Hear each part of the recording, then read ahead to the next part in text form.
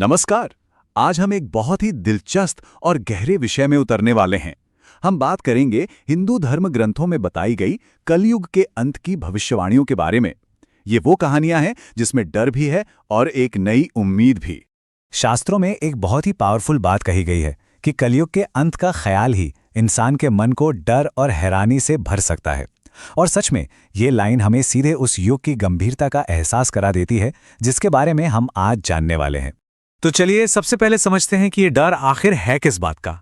कलयुग है क्या और हिंदू कॉस्मोलॉजी के हिसाब से इसका टाइम साइकिल कैसे काम करता है।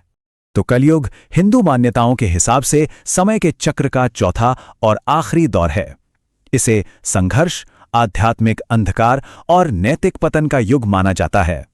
आसान भाषा में कहें तो अधर्म का युग। अभी जो समय का पहिया है ना, ये 4 हिस्सों में बटा है। सबसे पहले सत्ययुग यानी सच्चाई का युग, फिर त्रेता युग, उसके बाद द्वापर युग और फिर आता है कलयुग जिसमें हम अभी जी रहे हैं। पुराणों के अनुसार कलयुग की कुल उम्र 4,32,000 साल है, जिसमें से करीब 5,000 साल ही अभी बीते हैं। अब मैं आपको एक कहानी सुनाता हूं, एक ऐसी कहानी जो हमें कलयुग के बारे में बहुत कुछ बताती है। ये कहानी है महाभारत युद्ध के बाद की और पांडव भाइयों की चिंता की। महाभारत का महायुद्ध खत्म हो चुका था। हस्तिनापुर के राजा थे युधिष्ठिर, पर जीत के बाद भी उनके मन में शांति नहीं थी। उन्हें एक अलग ही चिंता खाई जा रही थी, आने वाले अंधकार के युग की, यानी कलयुग की। तो युधिष्ठिर ने अपने चारों भाइयों को बुलाया, अर्जुन, भीम, नकुल और सहदेव, और उनसे कहा कि उन्हें किसी दुश्मन का डर नहीं है। उन्हें डर है आने वाले समय का, उस नैतिक पतन का जो कलयुग अपने साथ लाएगा। इस गहरी चिंता का हल निकालने के लिए पांचों भाई एकमत हुए। उन्हें भगवान श्री कृष्ण की शरण में जाना होगा। लेकिन जब वे द्वारिका पहुंचे तो भगवान कृष्ण ने उन्हें कोई सीधा साधा जवाब नहीं दिया, बल्कि उन्होंने पांचों भाइयों को एक अजीब से मिशन पर भेज दिया। और उस सफर में उन्होंने जो देखा वो सच में हैरान करने वाला था। सबसे पहले राजा युधिष्ठिर की बारी। उन्होंने क्या देखा? एक हाथी जिसकी एक नहीं बल्कि 2 सूंड थीं। बड़ा ही अजीब नजारा था। फिर महान धनुर्धर अर्जुन ने जो देखा वो तो और भी ज्यादा चौंकाने वाला था। एक ऐसा पक्षी जिसके पंखों पर वेद लिखे हुए थे, लेकिन वो पक्षी मरे हुए जानवरों का मांस नोच नोच कर खा रहा था। अब गदाधारी भीम की बारी आई। उन्होंने गाय को देखा जो अपने छोटे से बछड़े को इतना जोर जोर से चाट रही थी कि वो बेचारा बछड़ा लहूलुहान हो गया। बुद्धिमान सहदेव ने एक और पहेली जैसा दृश्य देखा। आसपास 7 कुएं थे।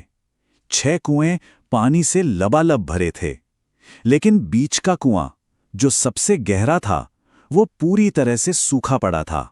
और आखिर में नकुल ने कुछ ऐसा देखा जो हो ही नहीं सकता।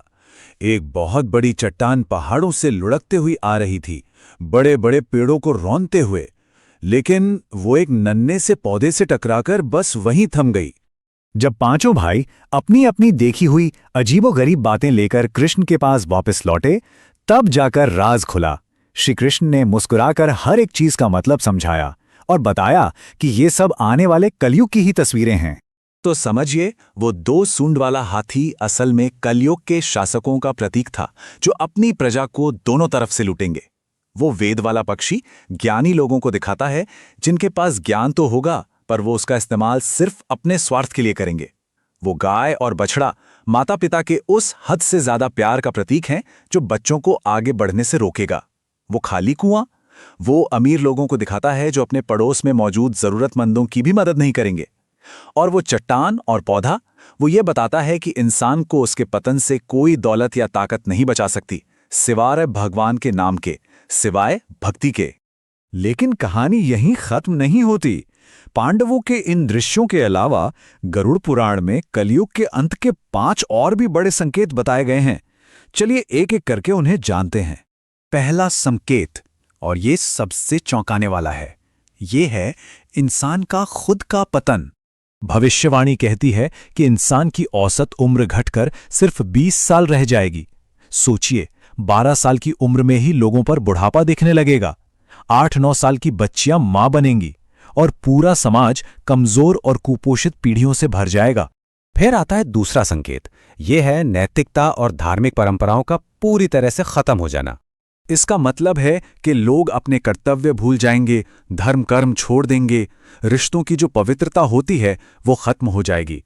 समाज में सिर्फ स्वार्थ और अनैतिकता का राज होगा। तीसरा संकेत जुड़ा है हमारी प्रकृति से, हमारी धरती से। इसमें बताया गया है कि पेड़ पौधे फल देना बंद कर देंगे, गायों को दूध के लिए नहीं बल्कि सिर्फ मांस के लिए पाला जाएगा, और लोगों का खान पान इतना बिगड़ जाएगा कि सब अस्वस्थ रहेंगे। इसके बाद आएगा चौथा संकेत, और वो है भयंकर सूखा। बारिश का नामो निशान मिट जाएगा। जाहिर है फसलें बर्बाद हो जाएंगी और लोग भूख और प्यास से तड़प तड़प कर मरेंगे। और फिर आएगा पांचवा और आखिरी संकेत, महाविनाश। कहा जाता है कि आसमान में एक नहीं बल्कि 7 सूरज उगेंगे और उनकी आग पूरी धरती को, पूरी दुनिया को जलाकर राख कर देगी। ये कलयुग के अंत का सबसे भयानक मंजर होगा। अब ये सब सुनकर डर लगना तो स्वाभाविक है, लेकिन इस विनाश की कहानी में भी एक उम्मीद की किरण छिपी है। हिंदू धर्म में हर अंत का मतलब एक नई शुरुआत भी होता है। असल में ये महाविनाश अंत नहीं बल्कि एक ग्रेट क्लींजिंग है, एक महान शुद्धिकरण। पहले तो वो 7 सूरज सब कुछ जला देंगे, फिर 100 साल तक ऐसी मूसलाधार बारिश होगी कि पूरा ब्रह्मांड पानी में डूब जाएगा, और फिर उसी विनाश की राख से जन्म होगा एक नई दुनिया का, एक शुद्ध, पवित्र और धर्म से भरी दुनिया का। तो अब सवाल ये उठता है कि हम इसे क्या समझें? क्या ये सिर्फ तबाही की एक डरावनी कहानी है, या फिर ये एक नए जन्म की, एक नवीनीकरण की गाथा है? ये हमें शायद यही सिखाती है कि हर अंत में ही एक नई शुरुआत छिपी होती है।